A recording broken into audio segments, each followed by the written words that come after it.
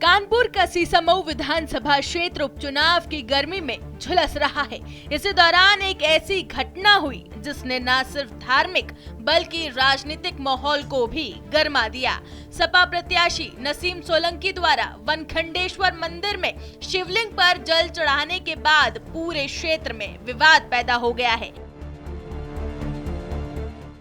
उत्तर प्रदेश में उपचुनाव से पहले जो नसीम सोलंकी हैं, समाजवादी पार्टी के उम्मीदवार हैं कानपुर से, उनकी मुश्किलें और बढ़ती नजर आ रही हैं। दरअसल आपको बता दें, दीपावली की रात वो कानपुर स्थित वनखंडेश्वर मंदिर है, इसी मंदिर में वो इसी शिवलिंग पर जो है जलाभिषेक करती हैं और यहाँ पर स्पर्श करती हैं, दीप जलाती हैं, जिसके बाद से उनको लेकर के जो फतवा है वो जारी कर दिया गया है। बरेली के मौलवी के द्वारा जो फतवा है वो जारी किया गया है। दिवाली की रात नसीम सोलंकी ने मंदिर में आकर शिवलिंग पर जल अर्पण किया और दीपक जलाए। हालांकि इसके बाद बरेली के मौलाना ने फतवा जारी कर दिया, जिससे मुस्लिम समुदाय के कुछ लोगों में असहमति का माहौल बन गया। मौलाना का कहना है कि इस्लाम में मंदिर जाने की मनाही नहीं है, लेकिन शिवलिंग पर जल चढ़ाना उनके धार्मिक मान्यताओं के विपरीत है। ये भक्तों द्वारा हमारे जो मंदिर से भक्त 10,000 भक्त जुड़ा है, इन भक्तों के मन में आक्रोश है, क्रोध है कि एक गैर धर्म व्यक्ति मंदिर के अंदर आता है बगैर अनुमति के। हमारे यहाँ किसी को किसी भी प्रकार की टोका टाकी नहीं है, सभी लोग आ सकते हैं। अब जैसे हिंदू धर्म में आचमन कराना, गंगा जल का नचना, संभवतः हम लोग का नचते हैं, चढ़ाते हैं, पूजन में शामिल करते हैं, तो गंगा जल का महत्व यहाँ तक कि दाह संस्कार में भी गंगा जल मुख में रखा जाता है, तो उससे आत्मा की शुद्धिकरण हो जाती है। भक्तों का भी इसी तरह हरिद्वार से जल लाए बेचारे भक्त, हमारे बाबा के यहाँ कंछाव किया, जलाभिषेक किया। उनके मन में बड़ा कष्ट है कि जब आपके पति कभी मंदिर नहीं आए, इरफान जी कभी नहीं आए, मुश्ताक सोलंकी जी कभी नहीं मंदिर में आए, उन्होंने राजनीति को मंदिर से बाहर रखा है, कभी मंदिर के अंदर नहीं आए। बगैर मेम साहब के अंदर कौन सी ऐसी मनसा रही, कौन सा ऐसा भाव रहा जो चुनाव पीरियड में इस समय मंदिर के अंदर आना उचित नहीं लगा। हमारे भक्तों के अंदर बड़ा आक्रोश है, इस आक्रोश की वजह से गंगा जल का कंछाव किया गया। तो वहीं मंदिर के महंत और भक्तों में इस घटना के प्रति गहरी नाराजगी देखी जा रही है। गंगा जल से शुद्धिकरण के बाद मंदिर ट्रस्ट ने इस घटना को लेकर सुरक्षा को लेकर कुछ महत्वपूर्ण निर्णय भी लिए। देखिए, अगर उनको प्रायश्चित करना है तो जाए उस गरीब की जिसकी झोपड़ी में आग लगी थी उसके चरण छू करके माफी मांगे और जिस झोपड़ी में आग लगाई थी उसको और बेहतर मकान बना करके दे।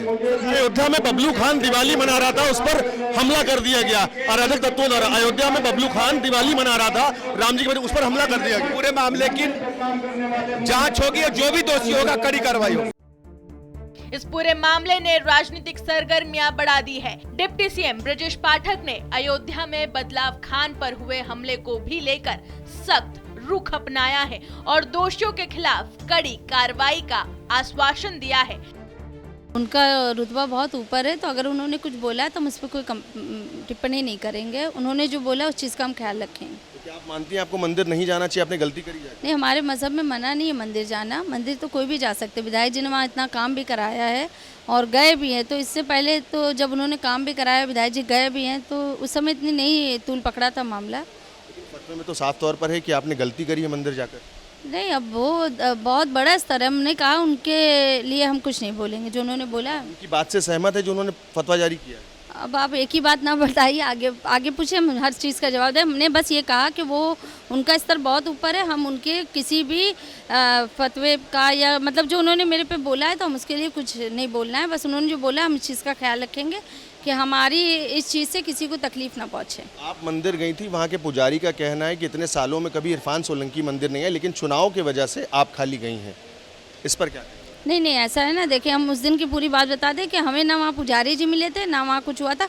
हम वहाँ से गुजर रहे थे तो हमारे साथ और कार्यकर्ता भी चलते हैं ना साथ में, तो भाई उनकी भी भावनाएं हैं जो हमारे साथ मेहनत कर रहे हैं। उनका तो दिवाली का त्यौहार था, उनकी खुशियाँ, उन्होंने कहा मेरे साथ चलिए वहाँ दिया जला दीजिए और जो है दीपावली की शुभकामनाएँ दे दी। जब हम पहुँचे तो उन्होंने बोला कि इस पर जल चढ़ाया जाता है। हमें नहीं मालूम था, हम पहली बार देखिए घर से निकले हैं, पहली बार राजनीति कर रहे हैं। मैंने आज से पहले ना कभी मंदिर गई हूँ ना कहीं हूँ, तो मुझे इस चीज़ का बिल्कुल।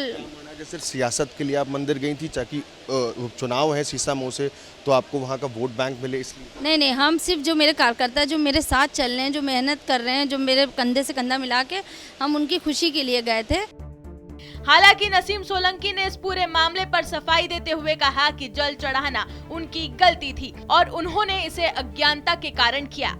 कानपुर का ये उपचुनाव जहां एक और राजनीति का अखाड़ा बना हुआ है, तो वहीं इस घटना ने धार्मिक आस्थाओं के आपसी संबंधों पर भी सवाल खड़े कर दिए हैं। इस चुनाव में कौन बाजी मारेगा ये देखना दिलचस्प होगा, लेकिन ऐसे मुद्दे राजनीति के साथ साथ धार्मिक दृष्टिकोण को भी झकझोरने का काम कर रहे हैं। क्या नसीम सोलंकी का मंदिर जाकर जल चढ़ाना मात्र एक गलती है या इसके पीछे है कोई राजनीतिक चाल? आपकी राय क्या है? हमें कमेंट सेक्शन में जरूर बताएं और तमाम जानकारियों के लिए बने रहे रिपब्लिक भारत के साथ।